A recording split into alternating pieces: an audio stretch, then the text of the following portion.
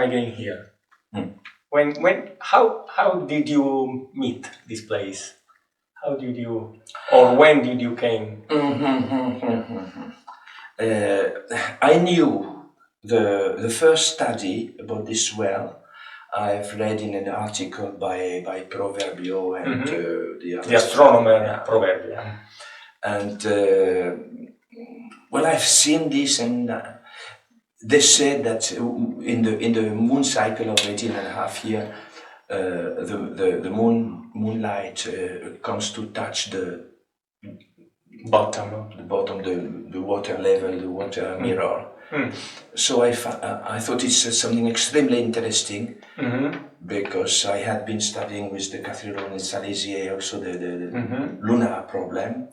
So and then the lunaticis, the major and minor, and then the medium lunaticis, etc. So I was very interested, but I did not have the opportunity to come to Sardinia. Especially, I was not going to make such a long trip only to see one thing in one paper. Okay. I knew the paper. Then I was invited to a conference of the SEAC. 2005. Yeah, of the SEAC by Société Européenne de l'Astronomie by Mauro Zedda. Let's say what it is for people. A society for astronomy. Cultural astronomy. European Society for Cultural Astronomy in Culture. Okay.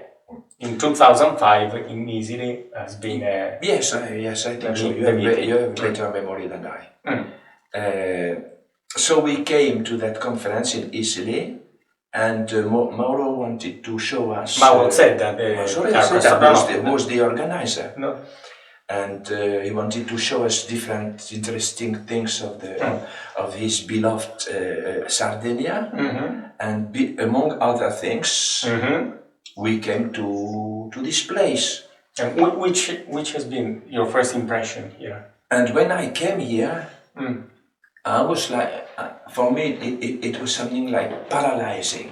The perfection, the beauty of it, the elegance, and it seems to be completely minimalistic, but it's in fact is very complicated. Now, the elegance, I knew that it's something which is so elegant, so it must have some complication in it. And I was two things attracted my attention. Which ones? The first one is that this is not normal to build the tholos in this way, because normally when you build a tholos, you put the next stone is a little more inside to reduce the diameter of the rows.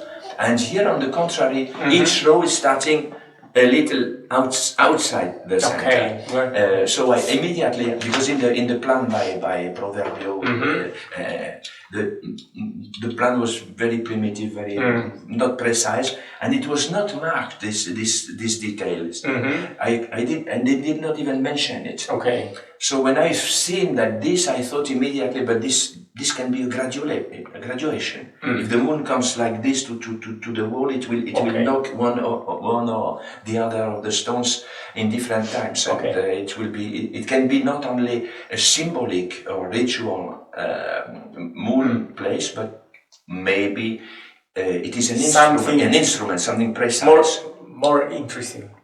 More technical, more efficient, scientifically, not only a ritual or not only ritual but scientific. And then I noticed also. So, yes, my question is, what did you?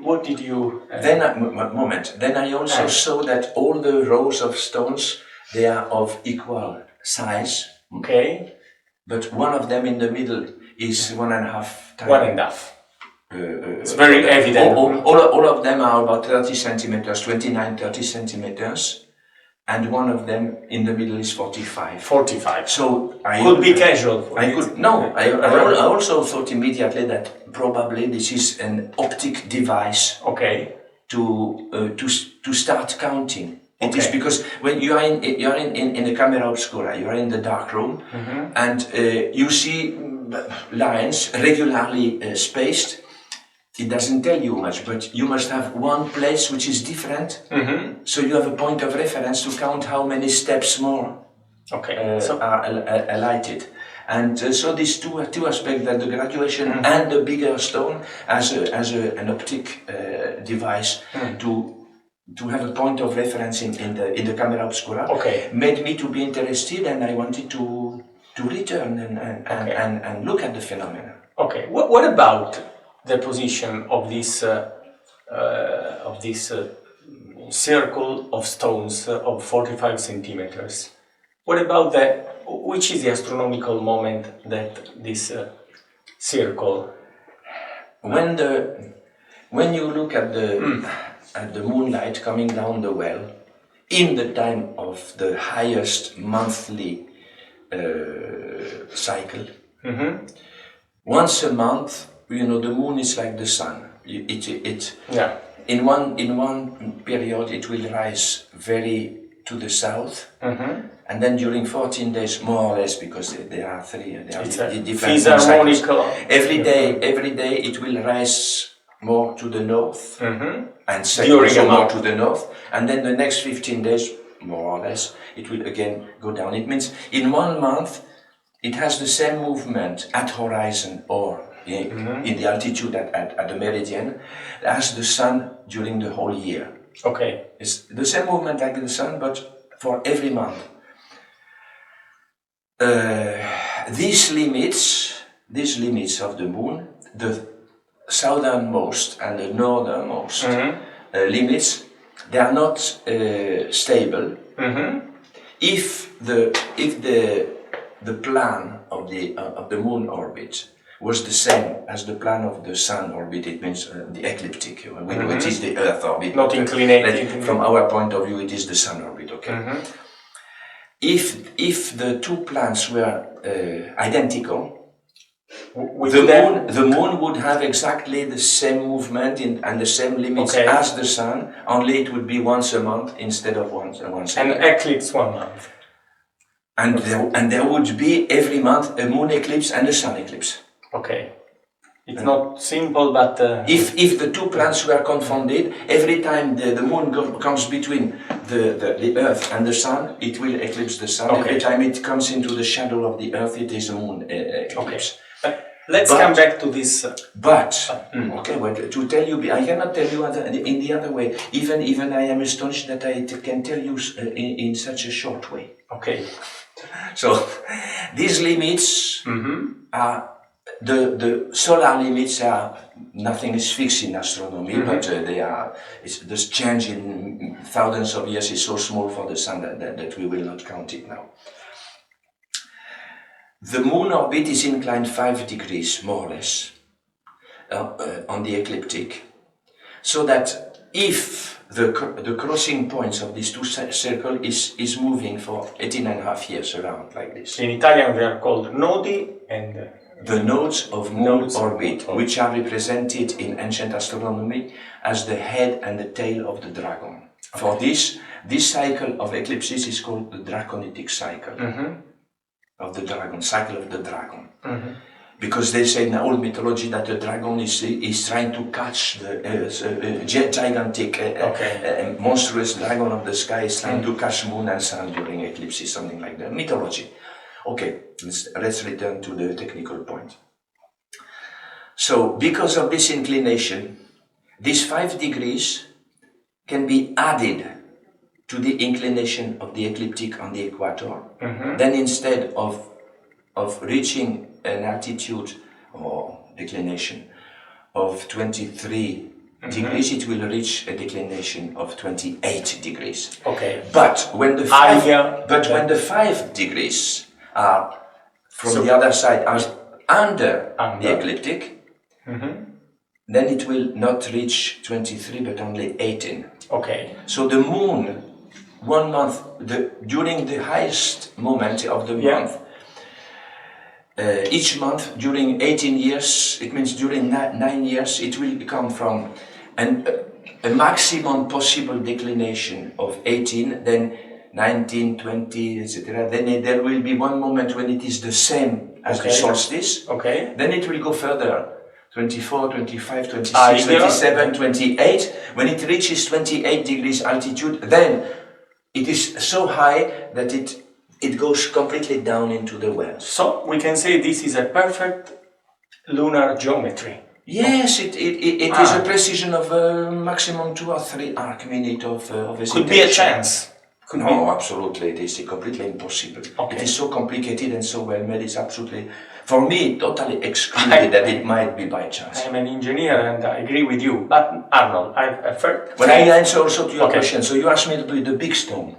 When the light comes to the down part of the bigger stone or row of stones, then this is also not by, it is impossible that it will be by chance. Okay. It is when the nodes of moon orbit are on the equinox points of the ecliptic. It means the medium lunistis. Okay. It should be normally the same as the solstice, as the equinoxes, but it is not because of the different astronomical reasons which are very difficult to explain.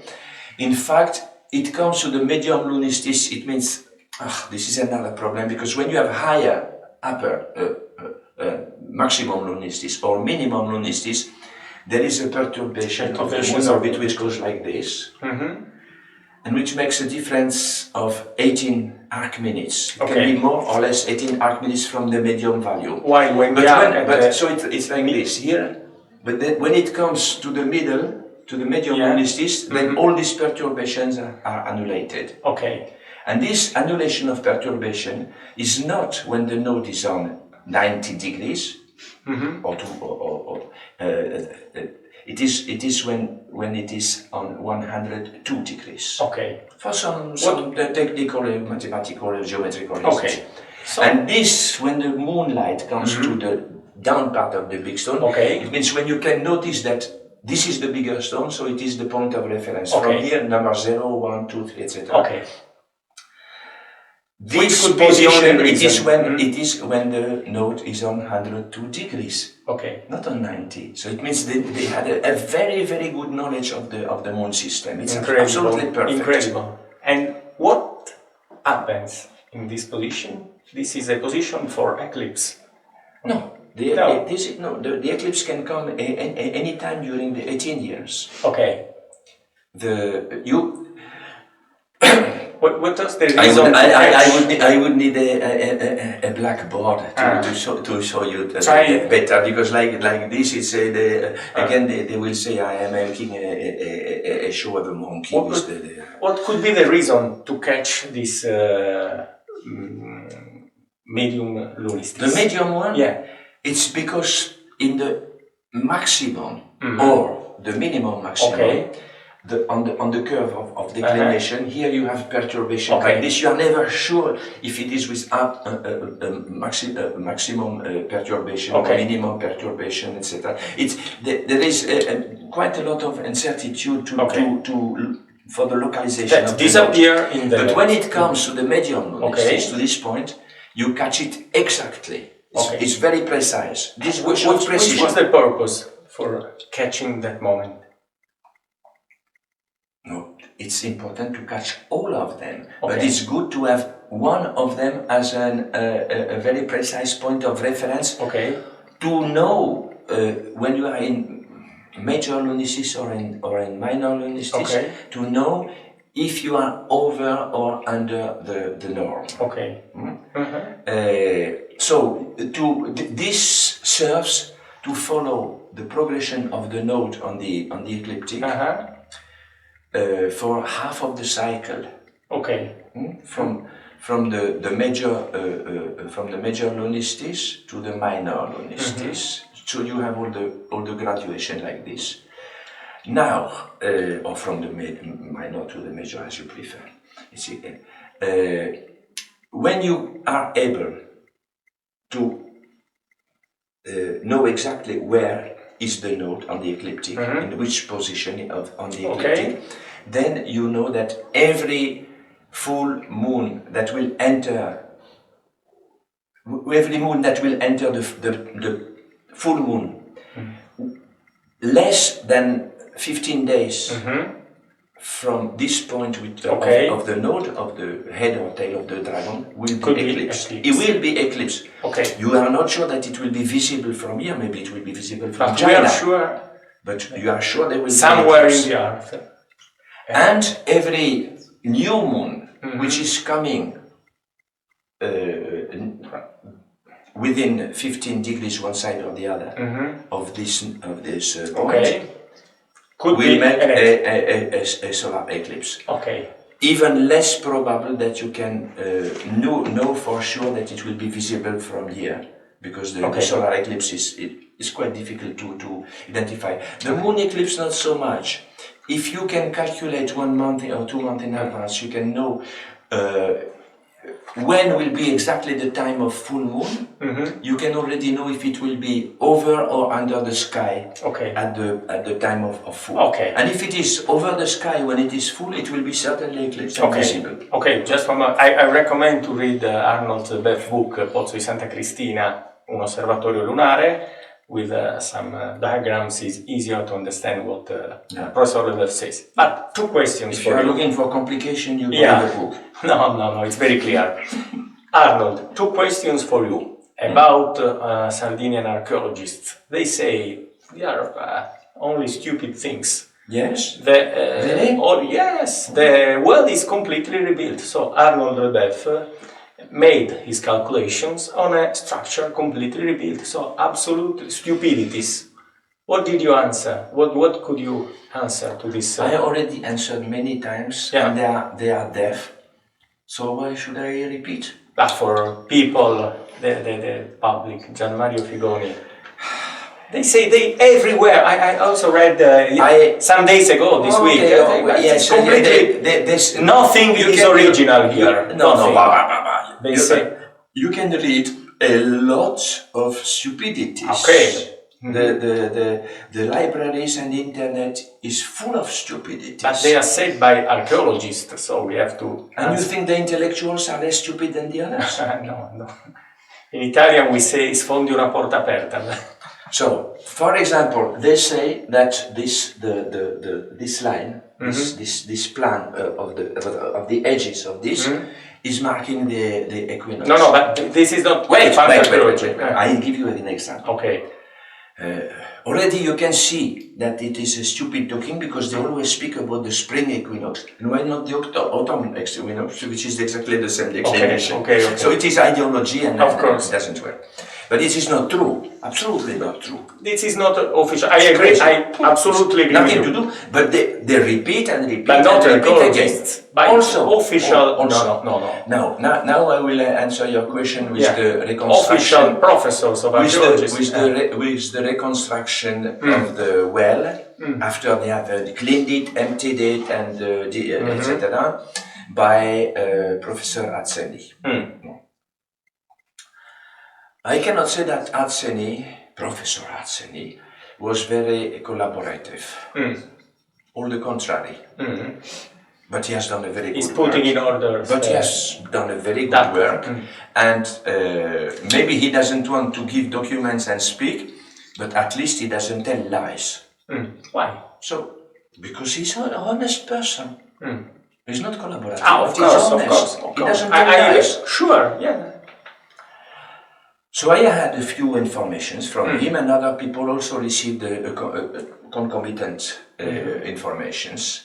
The reconstruction of the well concerns only the upper parts of the steps, because in the end of 19th century, apparently someone was looking for treasury in old buildings, because there was a legend that there is some animal of gold under the well. I had normal legend for this sort of monuments. And so the upper part had been exploded, and he reconstructed the upper part, and I think he has done a very good job. It's very elegant, very well done.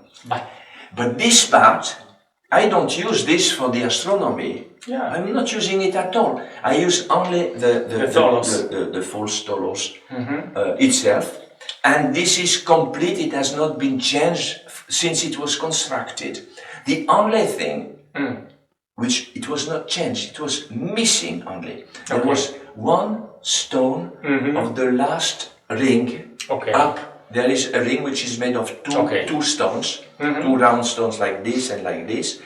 There was one in its place, and the other one they found as a construction material in the wall of the church. They took it out and they brought it back and they put it there. Because it's a completely geometrical, very precise construction. There is absolutely no doubt that they have put it back in the proper place. The geometry of it, you cannot put it, you would see it immediately. So the Tolos itself is completely original. They never changed, not even 1 centimeter. But second questions by archaeologists, I know the answer, but for people, they say absolutely impossible to what Lebeuf says, because the Tholos and the oculus was closed by a sovereign structure. So it's closed. How could the moon get inside the well if... I know this. As we know that all the holy wells in Sardinia were closed. I don't know how could say that, but what do you answer? It is again the same as with this plan of equinox and other things of the same style, of this reconstruction by Arseny, which is not true, etc. It's the same. It is the propaganda. Not analyzing. You know what is propaganda? Brainwashing. Now, for example, I'm sorry. I'm going to make the carnival because it is obligatory. Yeah, in the open air. Like this. You know what is propaganda and brainwashing? So, brainwashing is that